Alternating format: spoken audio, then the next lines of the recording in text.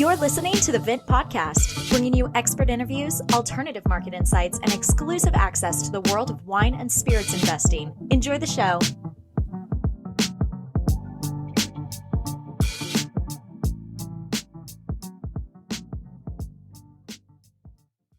Hey everyone, welcome back to another episode of the Vint Podcast. My name is Brady. I'm joined once again in studio by Billy Galenko. How are you, Billy? Doing very well. Life is good. Pretty excited for this episode because we have a big announcement today. Another big announcement, bigger than my engagement announcement. Yeah, that's right. Yeah, product updates and company updates have taken the place of relational updates. Yeah, I think we may have alluded to this in the past a few times, but this is our formal announcement of the Vint Marketplace, which is our direct-to-consumer online retail platform for selling rare wine and spirits. And Billy, you had a pretty big part in bringing that to life, didn't you?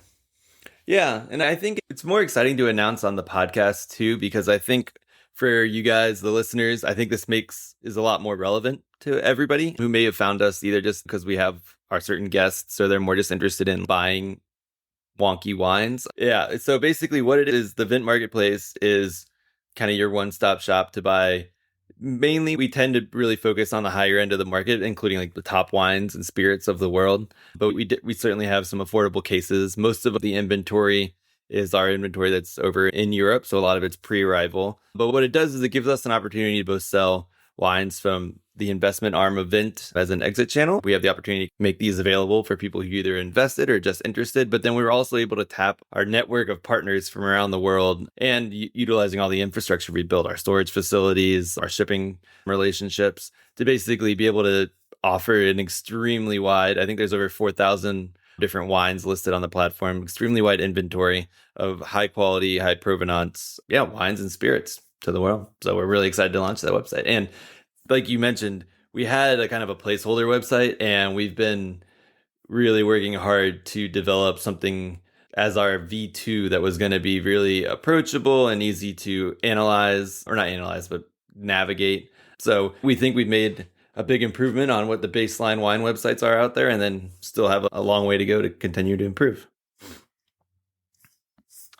Yeah, and the Vint Marketplace really is designed to go hand in hand with the Vint investment platform. One, like what you mentioned, we're able to use the marketplace as a channel to sell assets that we've listed on the Vint investment platform. So it allows us to manage directly that exit channel, which is good for our investors, but it's also good for us as a business, which is something that as we continue to grow, we want to continue improving on kind of that vertical integration. The other thing is, like you said, Billy, that I think we've been able to demonstrate our success in being able to source out of a lot of different networks around the world, merchant networks, and get really good pricing on our investment assets. And I think we're still able to offer really good pricing on our marketplace assets as well, even outside of obviously the wines and spirits that have formerly been listed on the investment platform that we're selling there, even ones that we've gotten from maybe other merchants and are now selling on the site. I think we're able to offer really competitive pricing, which anytime we can be a part of the direct-to-consumer sort of online wine retail movement and provide additional value than what's already out there, which I think we're doing with this site, I think that's a really cool thing to be a part of. Congrats to the wine team on putting that together. Yeah, thanks. Yeah, it continues one of the, and we don't really note it publicly as much as we used to at Vint, but wine accessibility, making these wines more accessible to the world has always been a goal. And a lot of people initially were like, oh, you're an investment company that's making wine less accessible to the world. But we're like, we just started. Wait for it. Our macro goal is to not only help actually at the very beginning, we're developing some things too down the line that are basically meant to help winemakers be able to expand and do their production better and help their funding there. So like we're thinking about every end of the whole supply chain. And this is just the next logical progression. And like you said, the United States, in Europe, you have access to tons of different wines, and we're able to use those in our collection. But getting some of those assets over to the United States and being able to ship to a number of states the way that we've set this up, we're really expanding the game and giving more options, because right now there's only a handful of folks that would be considered in that tier. So it's exciting. It also gives us an opportunity to do more wine education too. There's only a little bit on the site now because obviously it's brand new, but we'll be able to give some background on producers and regions and share our thoughts about the region or like vintages. So it's going to give us more opportunity to kind of have stuff that we talk about on this podcast and be a little less business focused, I would say, in our writing. Yeah, for sure. And as part of that, we're also looking to revamp the Vint podcast once again, and not a total overhaul like we've done in the past, but really trying to revamp the positioning of the podcast, as we've definitely moved towards more of a wine and spirits talks only podcast versus maybe like a markets and investment information. We very rarely talk about investments on the Vint platform these days, unless we have just business updates, but really want to turn this podcast into specifically wine and spirits updates, and then just leaving this first portion to any Vint updates like we're sharing today. But as part of that, we're actually fielding interest from a few different sponsors, and we're going to add sponsorship to the podcast. We'll have a single presenting sponsor, and the first one that we're going to lead off with is actually going to be the Vint Marketplace. So we gave this new project kind of first dibs on that spot, and we're going to present the Vint Marketplace as our Vint podcast presenting sponsor probably next episode. Yeah, it'll be a little meta, but once we presented our sponsorship ideas that we had some interest, and then we were going to basically had to put together some structure around it. And when we were sharing that with our higher ups, our founders, they were like, we want to be that first. So they get the prime placement for all of you guys to hear about. But we're excited to have that. It's just, I think you said, more of the growth of our podcast. It's been nice since we're over 80 episodes now. It's been exciting. And then we have some really big guests the rest of the summer too. Pretty pumped for what we have in store. And now if anybody wants to directly buy wines, or sometimes wines we talk about will be available actually to purchase, which is great. We won't have to direct you elsewhere. So that'll also be dandy. Yeah, we'll probably have a few unique opportunities for discounts or special shipping pricing or things like that for podcast listeners down the line as well. So yeah, definitely stay tuned for that as we roll some of those things out. And Billy said, great guests coming up through the rest of the summer. I've been really excited about the guests we've been able to feature thus far this year, and going to continue to build on that. Feel free to reach out to us if there's an area of the industry that you feel like we haven't touched on and would like to hear someone's perspective from. That'd be awesome. But Billy, do you want to give an intro for Mary, our guest today? Really excited about Mary Gorman-McAdams. Yeah, so Mary is actually an MW friend of Adam LaPierre, our now COO, director of wine at the Vint Marketplace too. And he actually connected us not last March, but the March before, when I went down to Vint Expo in New York. So this is before Adam even joined. And basically, she was doing a talk there on Bordeaux, especially like the Cru Bourgeois stuff. And I just sat down and picked her brain afterward about what we were doing with Vint, how to grow our relationships in Bordeaux, also even my personal WSET and MW prep studies. And she was fascinating. So we've been wanting to have her on the podcast for a long time. And we thought right now it'd be a great time because we interviewed her. It was actually a few weeks ago when we spoke with her, but it was right during Entrepreneur time. So we were able to have her come on when Bordeaux Entrepreneur is coming on and talk about where Bordeaux is currently, how far it's come, especially in the sense of like sustainability and climate change, and really getting to a little bit about the most recent vintages. But what stuck out to me, and Brady can elaborate if he would like, is one, it's like she has so much passion for Bordeaux, and she's not from the area. We've seen this also with Jane Anson when we had her on last year, but over time, I think Mary started in branding and advertising in some sorts, and she's lived in various areas, but she fell in love with Bordeaux. She wants to tell the story about all of the producers in Bordeaux, not just the first gross. It's like the people in Entre deux Mers or the Cru Bourgeois, and the people who are just like farmers trying to do their best and maybe been farming sustainably and organically for years. And we brought up like, are people moving to sustainable agriculture in Bordeaux? She's like, a lot of people have been doing this for years. They're just not getting any shine. And she kept wanting to tell us more and more. It was one of those podcasts where it's hard to end because she kept actually adding more things right at the very end. And we were like, Mary, we're coming up to your time here, so I don't know what we can do. So she'll have to come back on. Yeah, that's right. Yeah, it's obviously going to be fascinating for wine enthusiasts. And I feel like the curve ends up being that the longer you're into wine, the closer you move to interest in Bordeaux and Burgundy and kind of these great regions of the world. And so it's definitely going to be an interesting conversation for our wine enthusiasts, but also for folks who join us from the finance and investing side, because with the wine market cooling off a little bit in 2023, you really want to look towards the flagship regions, Bordeaux, Burgundy, as, okay, what's going on there? What potentially is the near-term outlook based on what we have happening in those regions? And she gives us good perspective on 2022, like Billy said, on that EP campaign and the wines that are in the pipeline for next to be released in the coming 2 years. Yeah, good perspective setting, I think, just in markets in general. Yeah, just a bunch of little nuances you don't really think of in relation to Bordeaux, I think. So I found it fascinating. Sure. I think it's a good complement.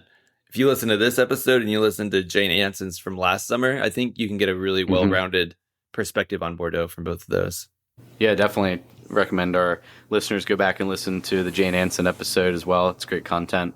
And for now, visit the Vint Marketplace, vintmarketplace.com. So our Vint investment platform is vint.co, but the new Vint Marketplace is vintmarketplace.com. And check out what we're working on there. Really excited to present that to you guys, and excited for more updates to the podcast and our other products coming up in the future. But right now, we will leave you with our interview with Mary Gorman-McAdams.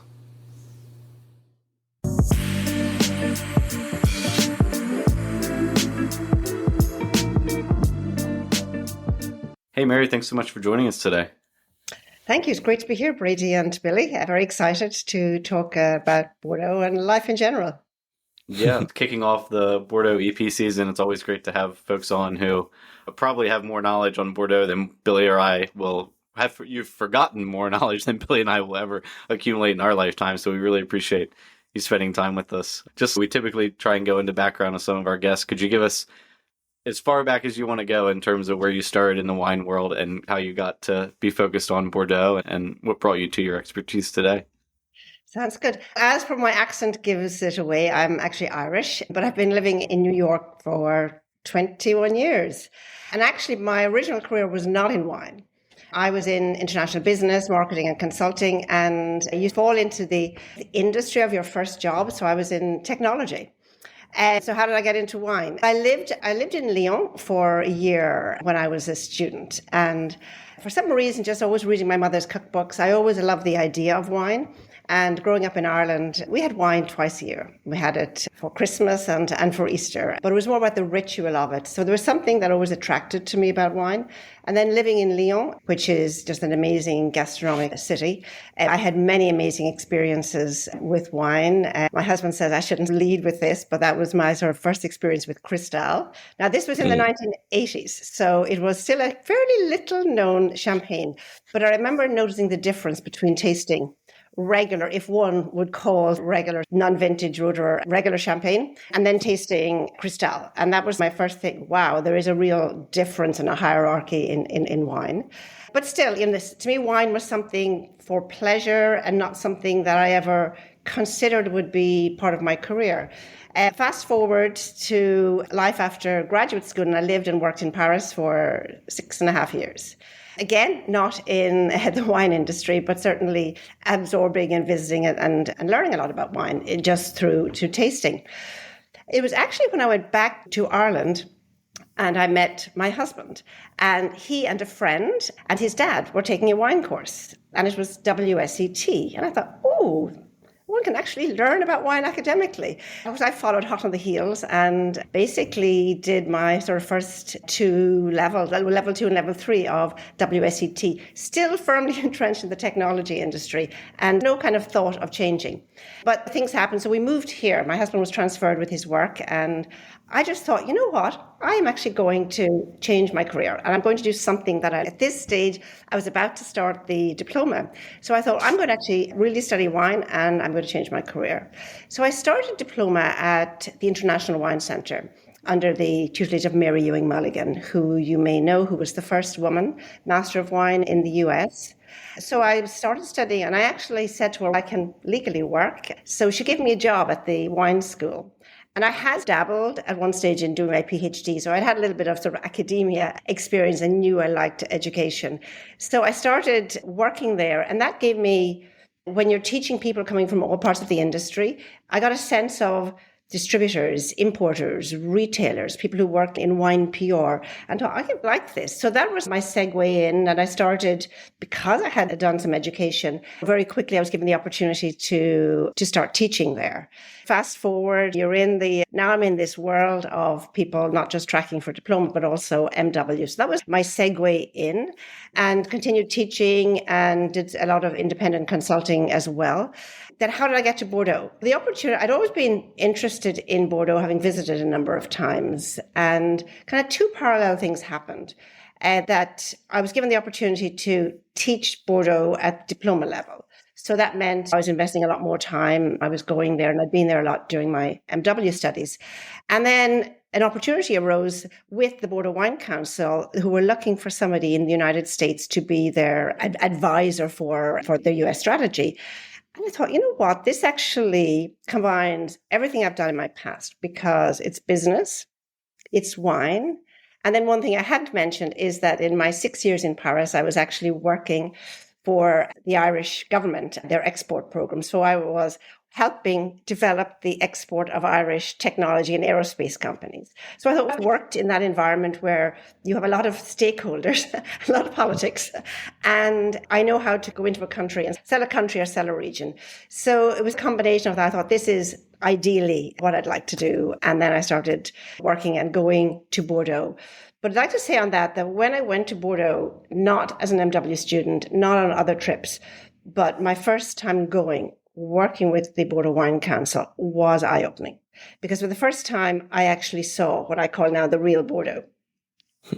I wasn't chasing up the left bank and seeing all the top chateau and then hopping over to the right bank and seeing equally top chateau. I was stopping in the Entre-deux-Mers.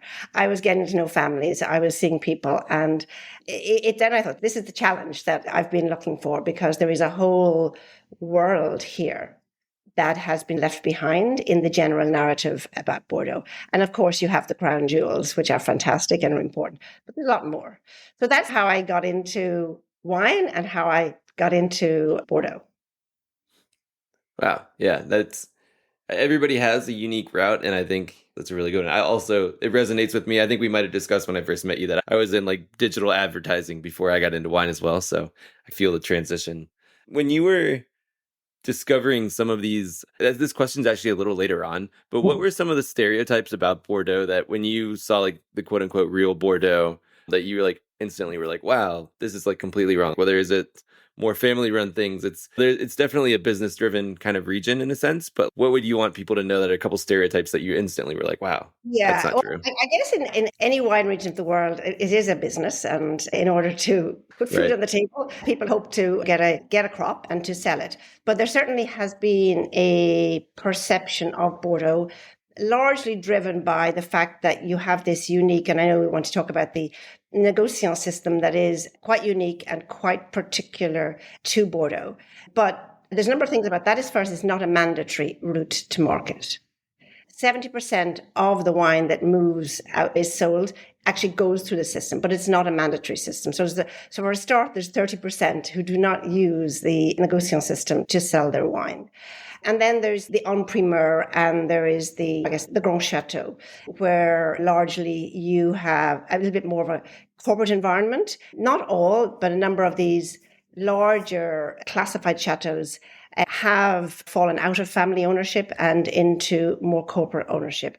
And part of that is you still have Napoleonic law that prevails as the value of these select top. We're talking about 5-6% of all the wine produced in Bordeaux. So it's still tiny, but it dominates the narrative. So as the value of these lands just escalates, then the inheritance taxes also escalate. And the investment in order to keep the wines and keep the vineyards up to that investment grade standard also rises. So a lot of pressure has been on a lot of companies in order to continue to finance, to have somebody with owners with deep pockets. So the perception is, and then you have, a management team. But that's about 6% of Bordeaux. So the whole sort of 94%. And about 60% of the vineyards are family owned and worked. So there was a whole other side. And back to that perception, when I started working, there were quite a number of sommeliers here in New York that I'm talking to, and they're saying, Mary, it's not my thing, Bordeaux. I like grower producer areas. I think there's lots of them there too. So there is the perception that it's corporate, and it's really interesting reading, depending on who you're reading today, this week, last week on the talking about en primeur, there still is a certain narrative that sort of projects the region through the eyes of corporate Bordeaux. But behind that, there are people, there are families, and I think more and more, particularly of smaller estates who are not within the sort of the top classified growths, they know they have to get out from behind, even if they are going through the system, and they have to build relationships and they have to put a face if they're going to build their market.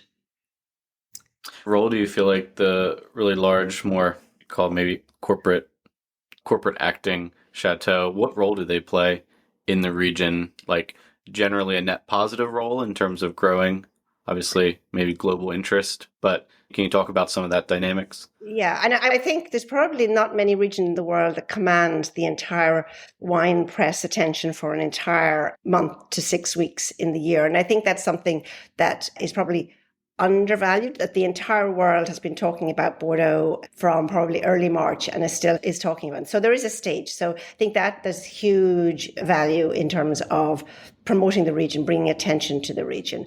And yes, we need to go beyond that. It's not only very high priced wines. They are the crown jewels. And if you look at these wines, they have stood the test of time. And we're talking about Cabernet compared to, say, Pinot. So these wines are robust. They last. And I think there's not many regions in the wine world that you still have lots of these wines going back 100 plus years. So I think in that sense, they play a huge role because it's not just talking the talk. You have decades and decades of wines that are still absolutely so enjoyable to drink. So I think in that sense, they're ambassadors. They are the crown jewels, and they prove that this is a region where you can reach the absolute height in quality.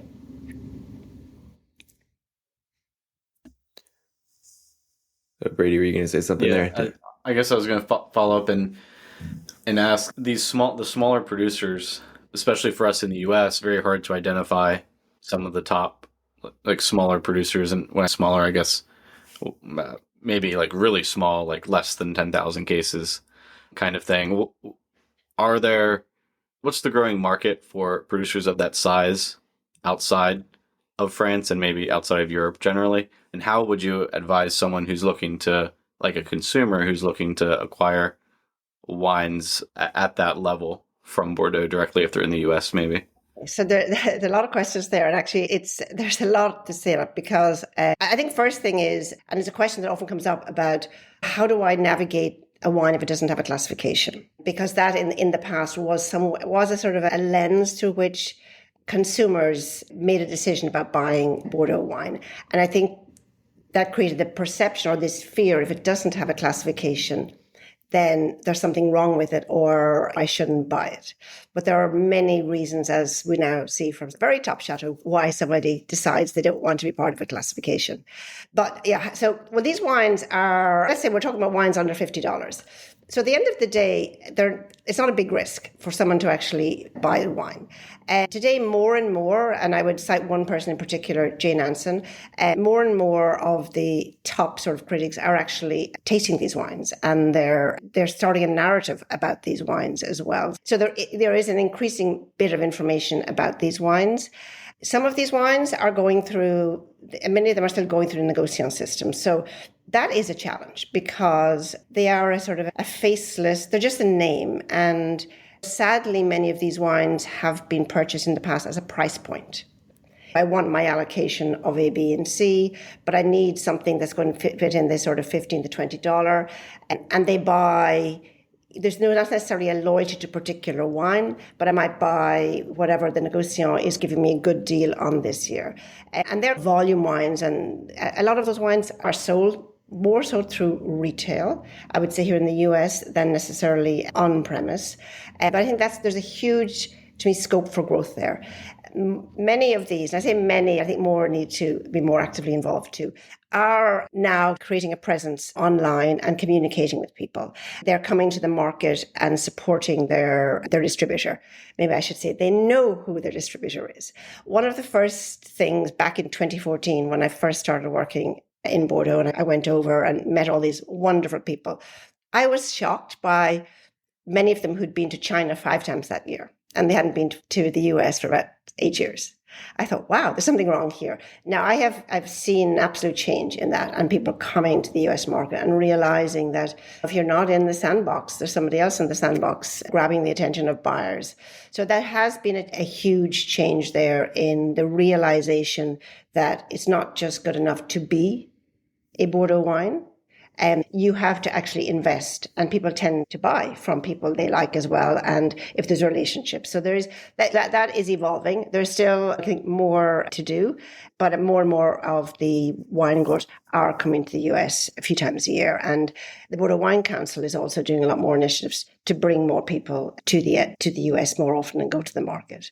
But there's a lot of work still to be done. The wines are, I think, offer tremendous value. I was just looking at some reports from distributor trips to Bordeaux last year, and the quotes are all the same, saying, I never knew, I never realized the welcome, the warmth. And I think that human side is something that in the past and in the general narrative has not been to the fore. There's more about the corporate, and once sort of en primeur and the campaign is over, and then there's less talk about the individuals, and particularly the smaller chateau.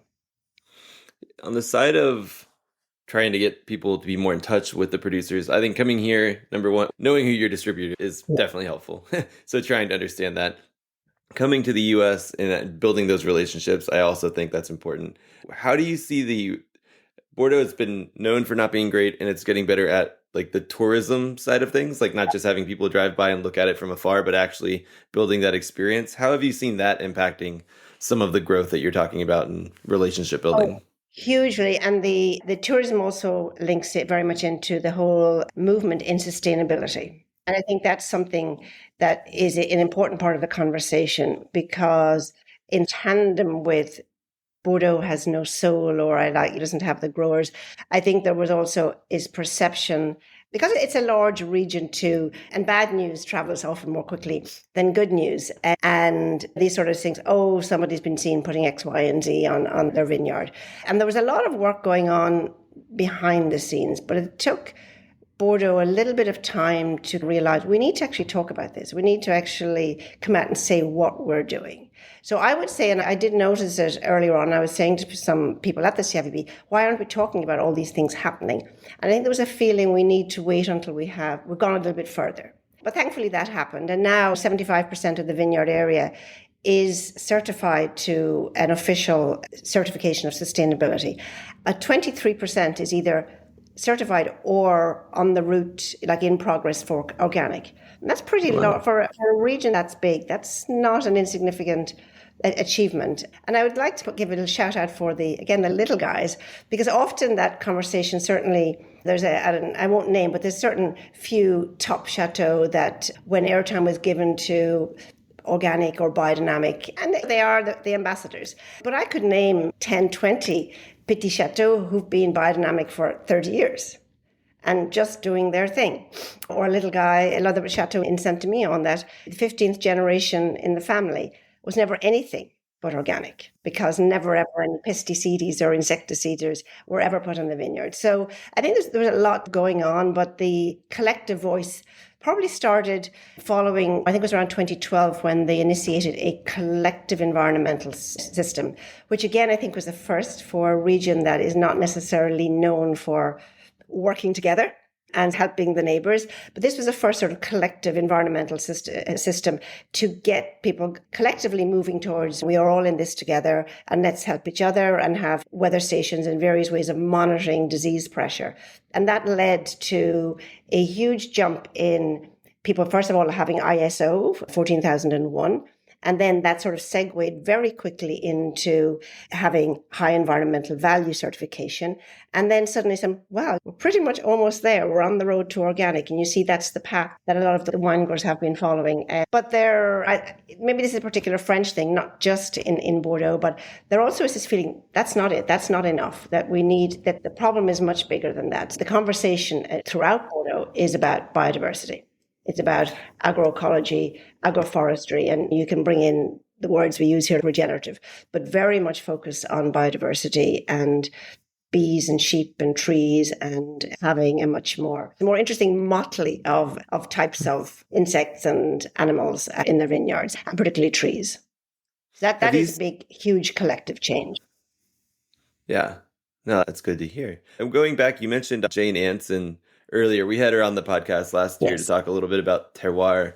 Do you see the discussion around sustainability kind of paralleling the increased discussion around the nuances in terroir in the region as well? Absolutely. And I think, again, one of the old perceptions that, and often linked back to the 1855 classification, it was the chateau that was classified. And what about the terroir? But actually, Saint-Emilion, it's the terroir, and you cannot change that footprint during the 10 years tenure of any classification. But yes, there's been I guess a lot of things have come into play in the last sort of 15 to 20 years. The return to terroir and really splicing and dicing, and even at a modest estate level, the plot by plot. Climate change comes into that. More younger people are deciding to live on the vineyard, which is really interesting. Now, one could be cynical and argue that in the Medoc, part of that is driven by high house prices in Bordeaux, and people need to move up the Medoc. But whatever, more people are living closer to their vineyards and bringing kids up. So I think that is also part of the conversation, that I want to have an environment where my children can run around healthily. Climate change is also driving this hugely, because like in many places, there was a way things were done. And I've heard many of the critics this year, and I was just listening last week to a podcast on Jane Anson talking about how many people are talking about how they're changing how they do things. The first time I really heard that was back in 2016, when, now it's anecdotal, but still it was a lot of wine growers independently said to me, Mary, we are making wine in a different climate than we used to. So we've had to re-look at everything, every little step in the vineyard. And someone said, maybe we even need to take a vacation at different time of the year. And that has actually a lot of social implications. But this realization that it's about water, it's about drought, it's about too much water, too little water, and these extremes. So there's much more vigilance in the vineyard. Now, obviously, technology and tools in terms of how you monitor that have vastly improved as well. So they've facilitated the ability to track smaller and smaller plots and to make different decisions about those plots. But that's what we're seeing now, that everybody is much more engaged in what's going in the vineyard, because there really is no other option. And all the different things that they need to address and look at, particularly with how climate change is impacting in the vineyard. And there's no answer yet, because every year is bringing another piece to the puzzle. And you've probably heard the conversations around 2022. But 2022 came on the heels of 2021, where you had a lot of rain. But so what we've learned in 2022 may not necessarily be the recipe for 2023, depending on what happens with rain. And when I was in Bordeaux in March, that was the first rain they'd had this year. So there's a lot changing. Wow. And I remember actually back, there was a number of people saying too, and there's a lot of these associations being made with people have properties in California or in Argentina, so therefore they know. But I remember back, it must have been 2015, when I was doing a conference, and I was I was doing Napa and Bordeaux, kind of a comparative tasting. And I reached out to a number of people in Bordeaux beforehand to say, okay, what do you think? What have you learned from Napa? What do you think Napa's learned from you? Collectively, everybody said they had learned more from Napa, which I thought was interesting. And it was all about, we learned about ripeness. So I think for a long time, there has been this sort of learning by doing, going, visiting, working there, but understanding growing grapes in a warmer climate for Cabernet. And that sort of is, I guess, is what they're doing now in a much drier climate.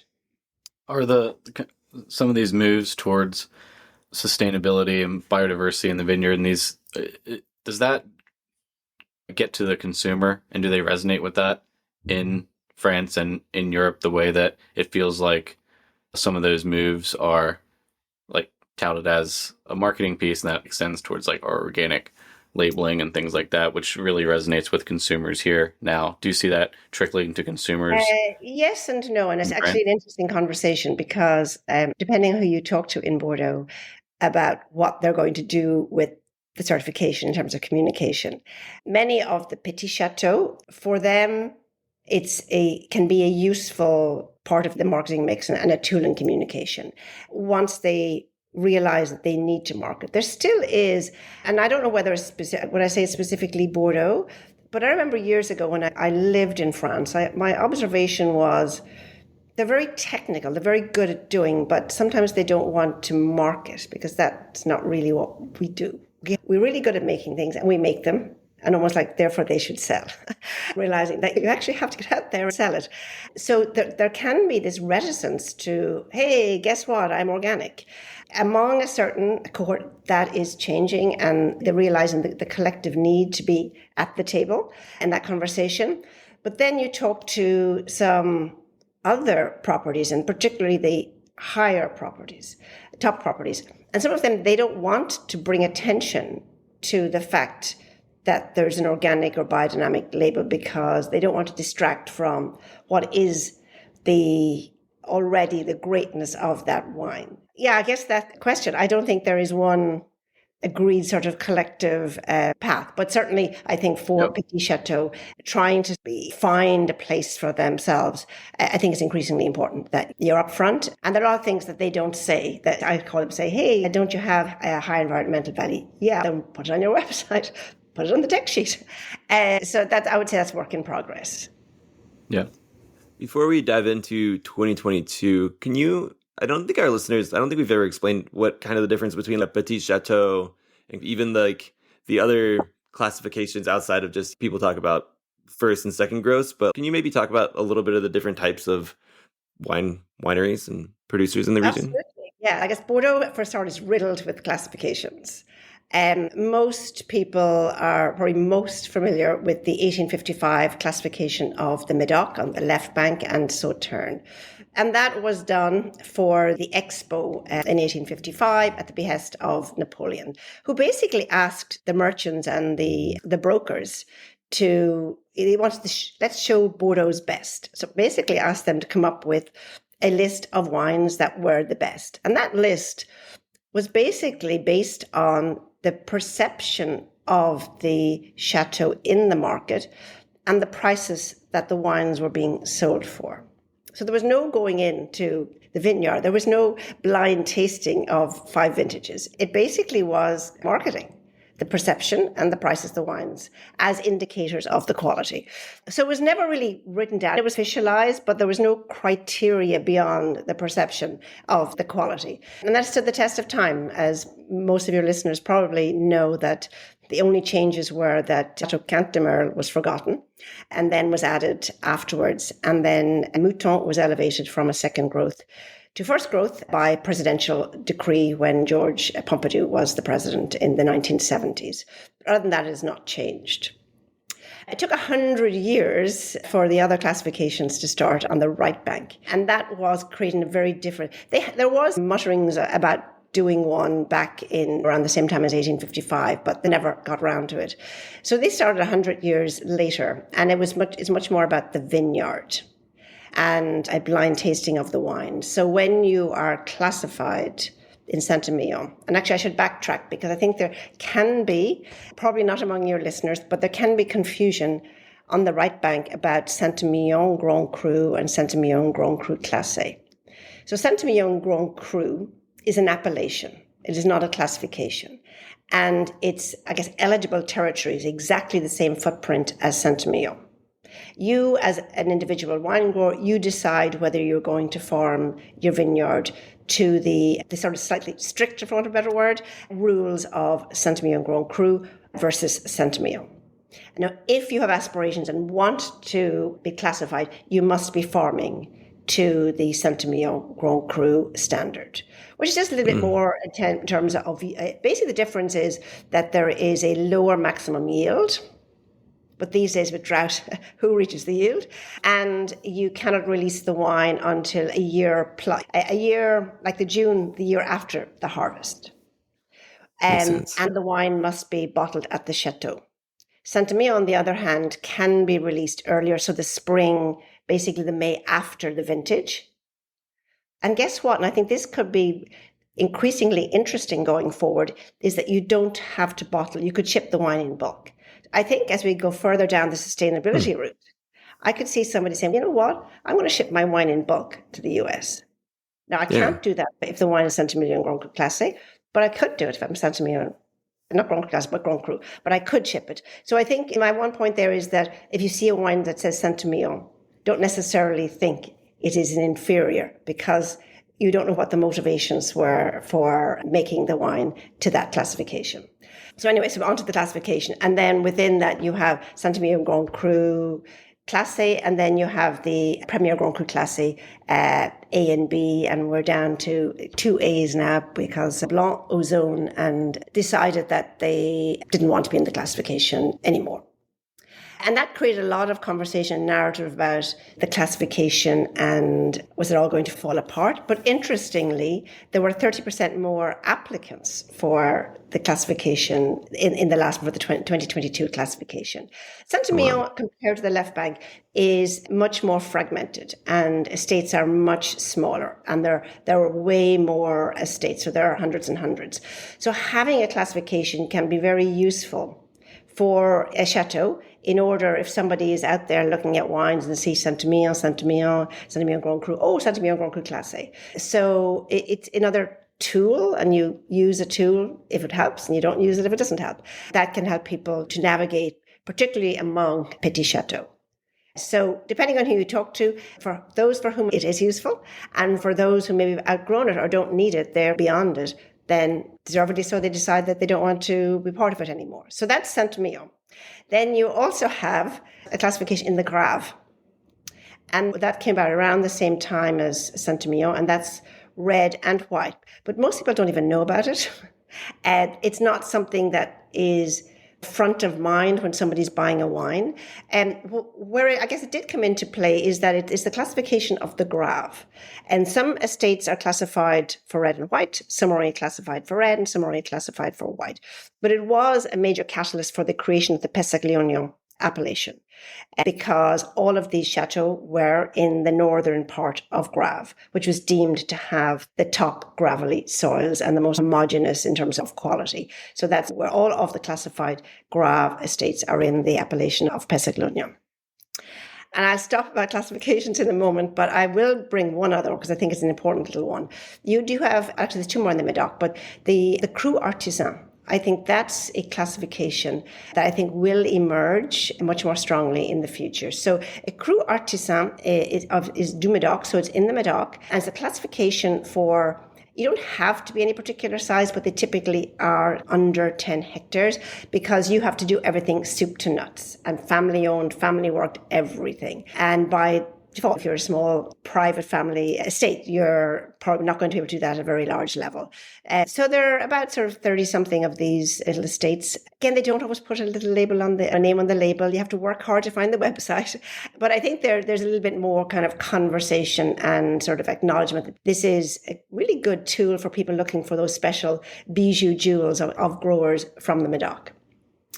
And then we could talk about the Cru Bourgeois, which is another classification that, in all fairness, it has evolved and it has changed over the years since it was firstly officialized in 1932 to go from having 3 tiers, then to 1 tier, now back to 3 tiers, but a lot of transparency and a lot of focus on the wines. I could go into more detail, but I know we've lots more to talk about. Just I'm fearful of going down a rabbit hole talking about classifications when there is a lot more than classifications to talk about in Bordeaux. Yeah, that's great. I think that especially for Americans who the French wine labels can be difficult, and especially if you're navigating a local wine shop, it's almost impossible for most people to navigate those things and know, am I getting something that is high quality, and what does A mean versus B? So I think that, like, your overarching point that some of these classifications, they don't necessarily signify quality. There might be a particular business decision or decision completely outside of what's actually ended up going in the bottle that could be impacting how someone chooses to identify. So I think that's really helpful on just a high level.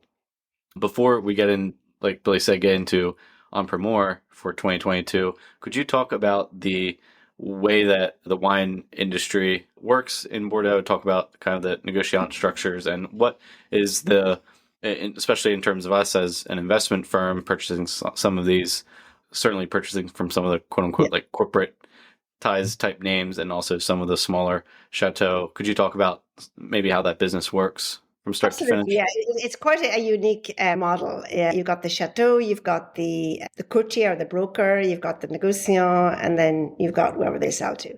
So the negociant or the merchants, and what's often called the La Place de Bordeaux, which is a theoretical, as I remember there's a quote that I often use that Margaret Rand, she wrote an article in, I think it might have been Wine Searcher about, 10 years ago, maybe less, talking about the Place de Bordeaux and saying people are always trying to understand it. They're always projecting its demise, but for those who have the golden keys, it works and it's still there.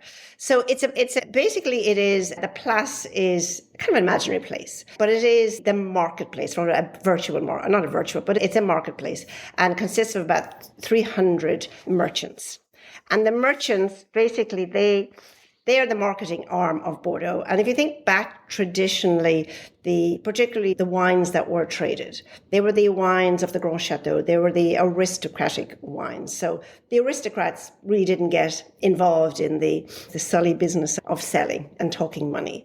So the negociants were the means through which the deals were made.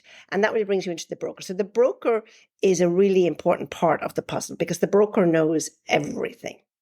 And I remember one time someone telling me that you cannot apply for a job to be a broker. It's basically families. So you either are born into these brokerage families or not. So the broker never takes ownership, but the broker is the eyes and the ears. And the broker is all the time out there talking to the chateau. So he knows, I shouldn't say he, she, they, everybody, they know who has wine to sell, who needs wine to buy. And they avoid all the unpleasantries of haggling of prices. So they know what the market will accept, how much you can, what the pricing should be. So they basically broker the deal between the chateau and the wine merchant. And they take a commission, 2% for doing that.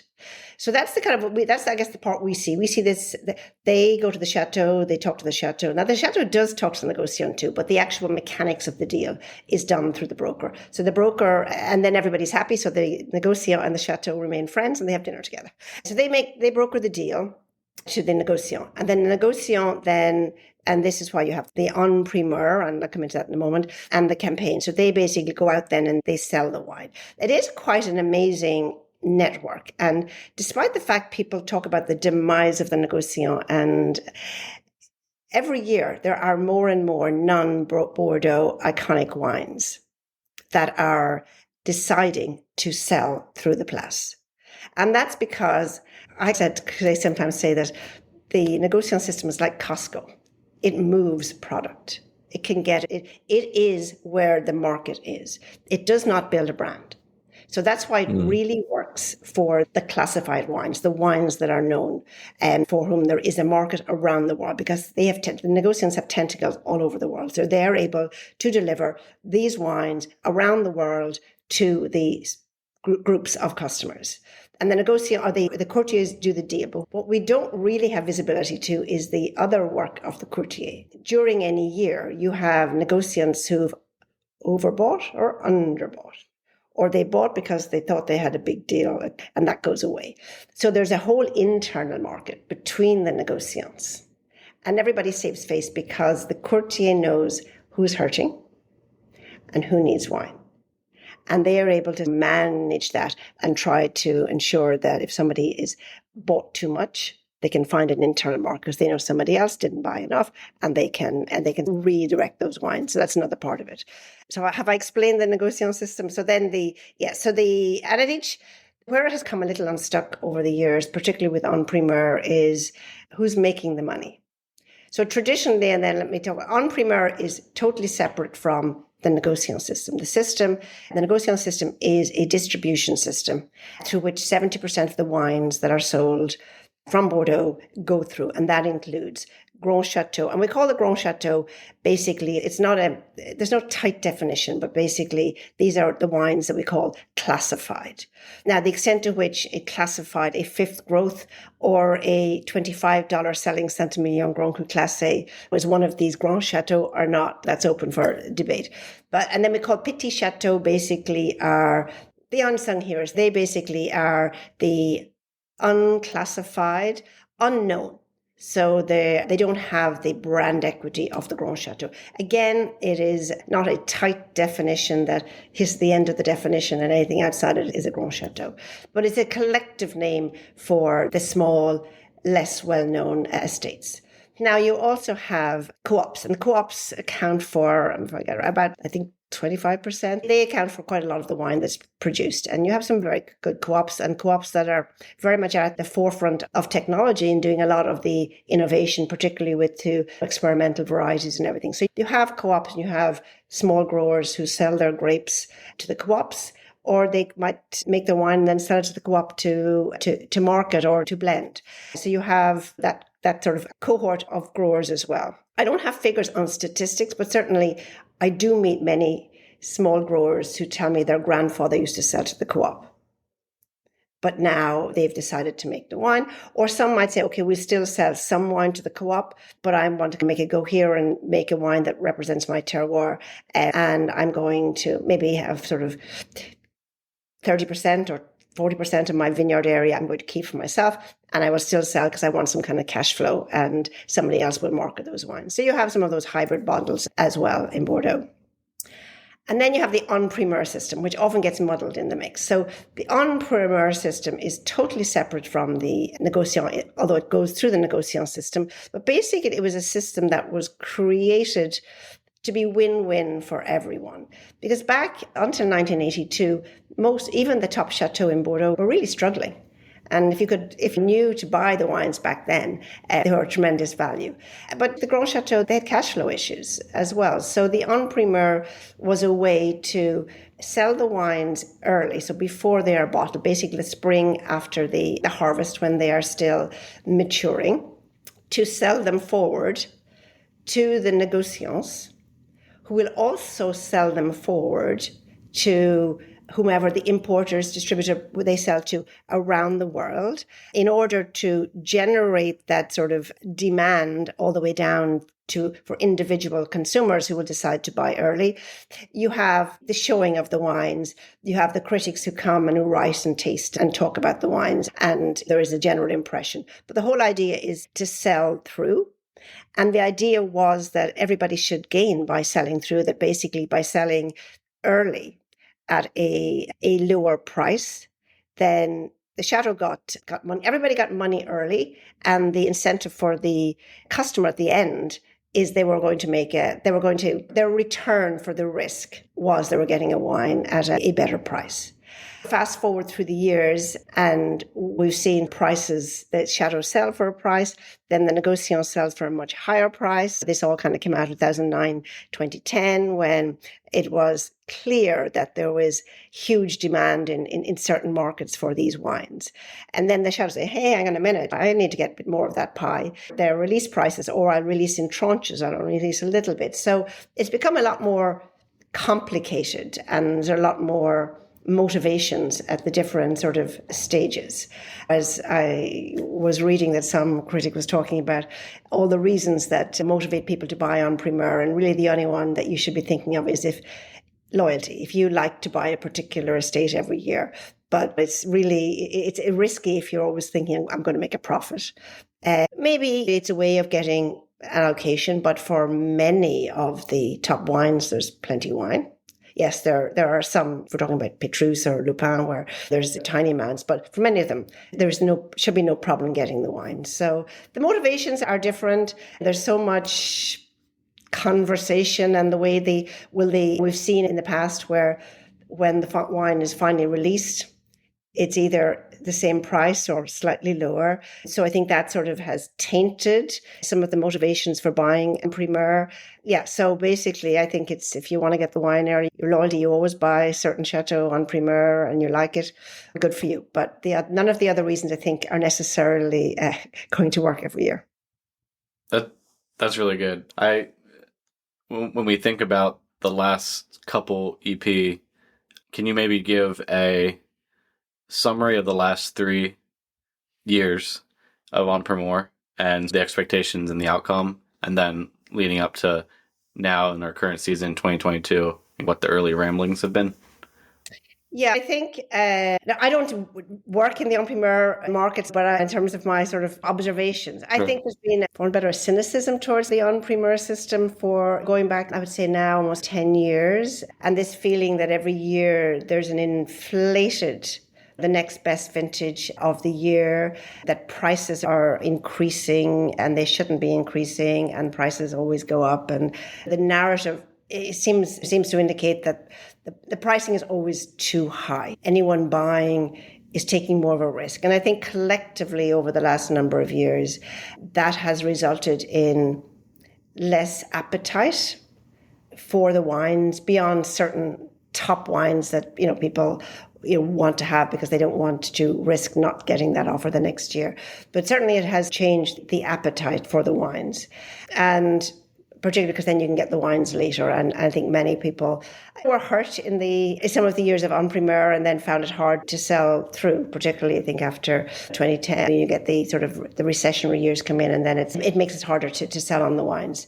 My observation, I guess, that this year to me seems to, there have been the greatest appetite for not just, we'll see about buying the wines, but certainly for tasting the wines. And I haven't seen that in many years. And I think particularly from the US, you've seen a lot more buyers going over this year.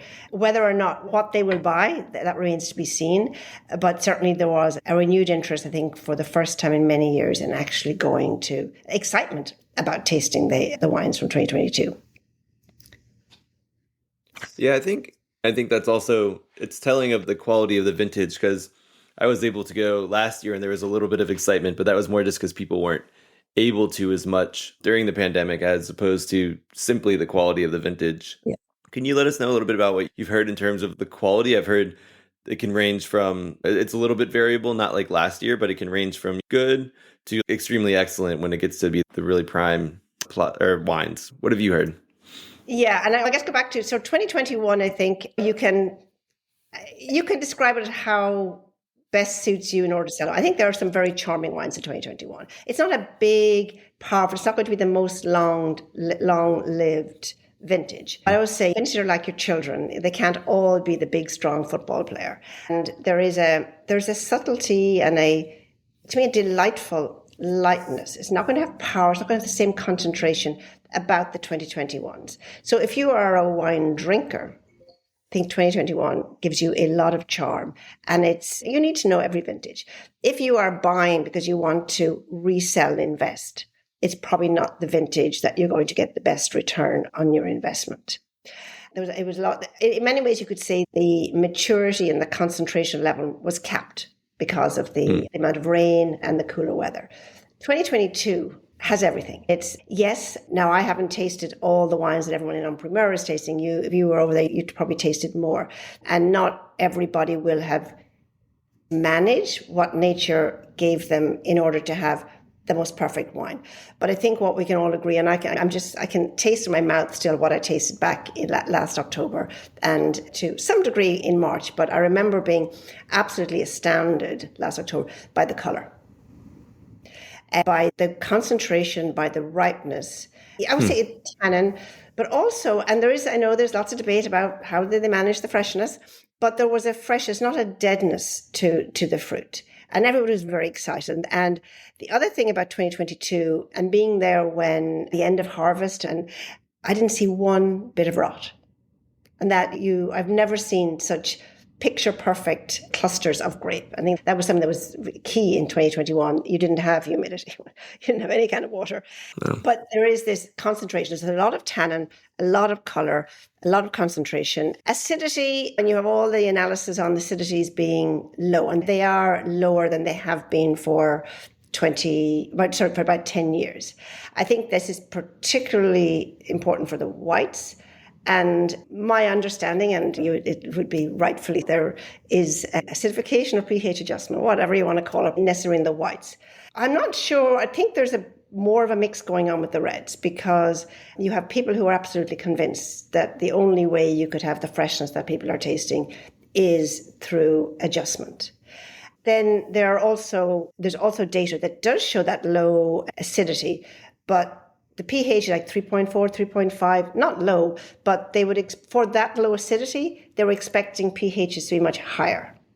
So like 3.7, 3.8 or something than you would expect for the acidity. Put that in the mix as well. And at the end of the day, I guess the result is what you taste. But I think there is lovely freshness. What people are saying, and I think you need to be careful, is how people managed all that stuff and the extent to which, what I mentioned earlier, the winemakers, the wine growers walk the walk as well in terms of understanding that you have to vinify and you have to harvest in a different way than you would have in other years, because you needed to have harvested earlier. And then maybe you need to manage that extraction. So maybe you've got a slightly cooler temperature for your fermentation just to manage that extraction of color and tannin, because it's going to come, there's so much of it's going to come more easily.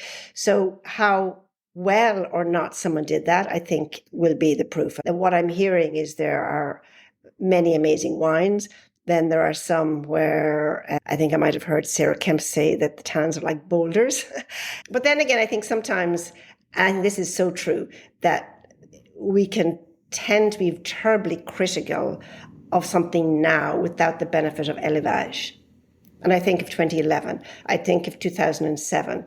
And I think those wines give not just amazing pleasure now, but I think those wines have really fallen into their skin over time with aging. So I think that's something that will also play into the mix. And, you know, how, and depending on the soils, I think there was a derogation this year in certain appellations, Saint-Emilion, Pomerol and Pessac, where they were allowed to irrigate. Because the one big difference in 2022, people liken it to 2018, was also every year there's a heat wave now. I think that's basically taken for granted. And every year there's frost damage. What does change is the level of whether or not you've got rainfall and when the drought starts.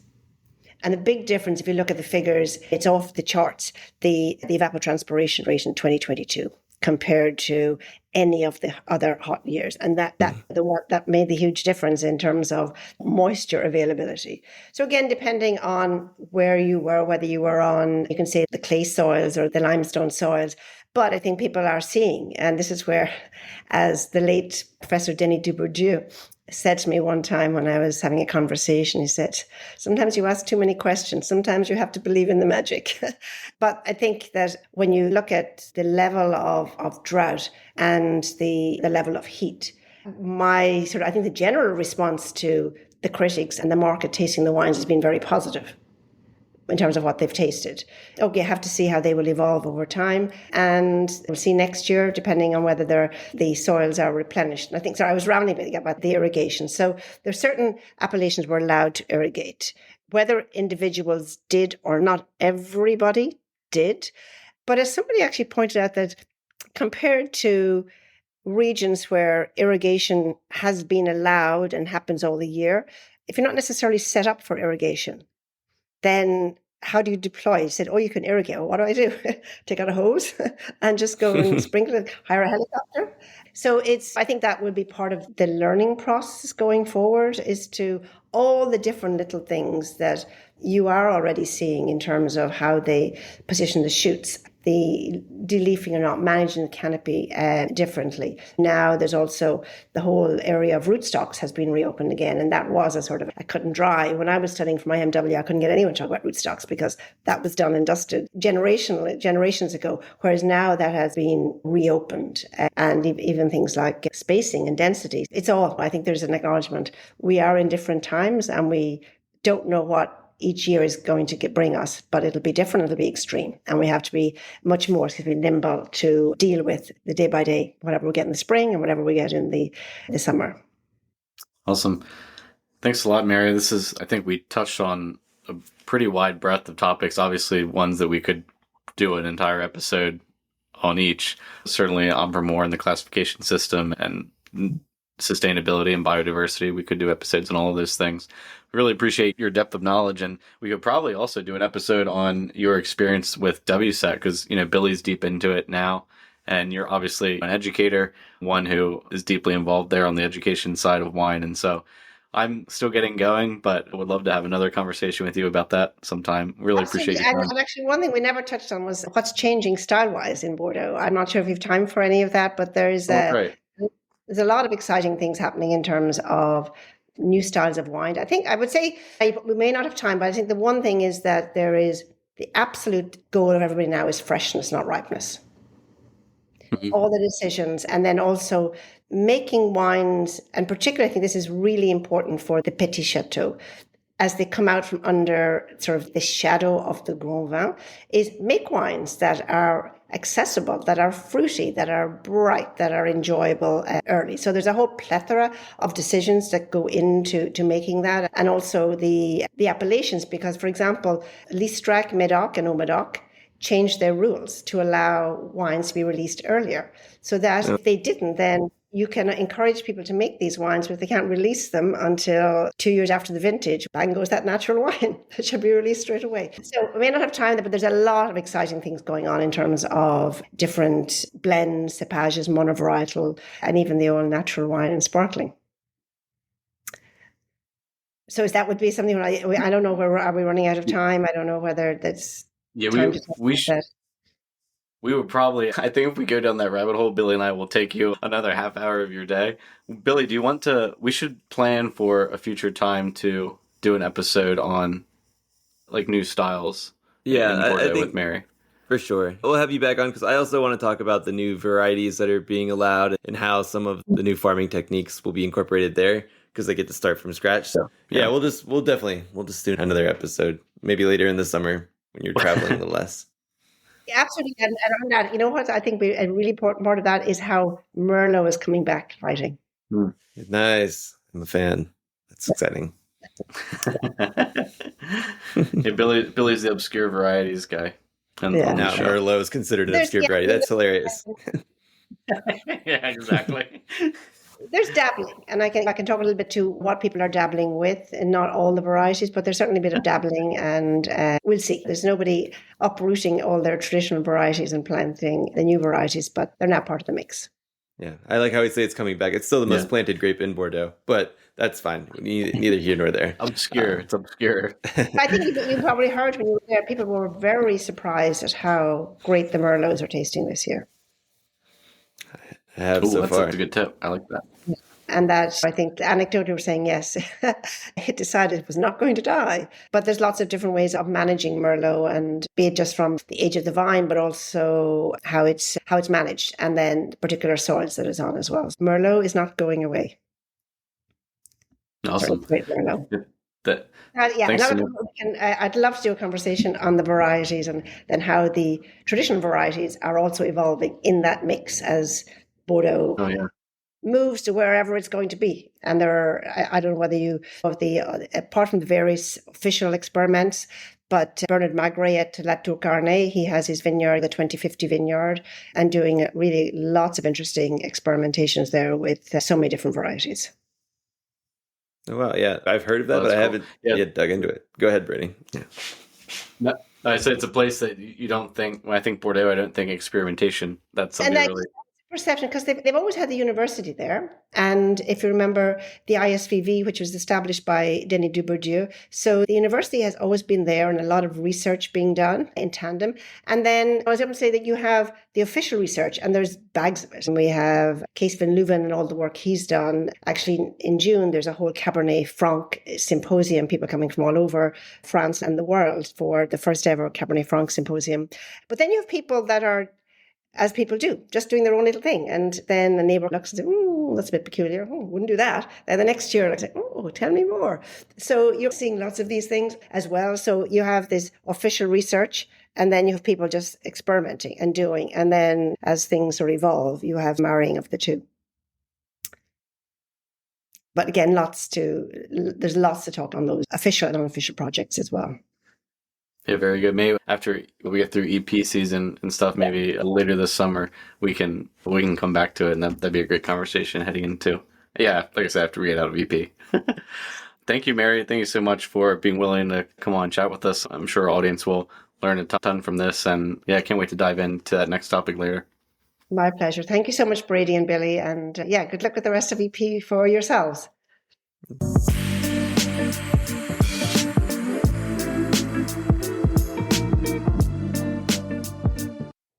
All right. And that was our interview with Mary Gorman-McAdams. I hope everybody fed off her passion and really enjoyed it. I know there's a few things. I have a really thick kind of Bordeaux book that I want to dive into here afterward, just thinking about a little bit of the nuances of the terroir and just to go do a little bit more research outside of just the main appellations there. So everybody go learn more about Bordeaux, potentially listen to the Jane Anson episode 2. And then also go to the Vint Marketplace if you want to buy any of the wines that she referenced there. We have plenty of Bordeaux. And if you have any questions, reach out to support because then you get to talk to me. So that'll be great. All right. We'll be back with the next episode next week. Cheers. To check out our current offerings and to sign up for the Vint platform, find us at www.vint.co. That's www.vint.co. For questions, comments, or feedback on the Vint podcast, please email us at support@vint.co. Vint and VV Markets are offering securities pursuant to Regulation A. Our offering circular as amended can be found on the SEC website. Past performance is no guarantee of future results. Investments such as those on the Vint platform are speculative and involve substantial risks to consider before investing. We may provide communication that may contain certain forward-looking statements that are subject to various risks and uncertainties. Information provided in any communications, including this podcast, is not legal, business, or tax advice. All prospective investors should consult a legal, tax, or business advisor concerning the subject matter of any communications and any offering.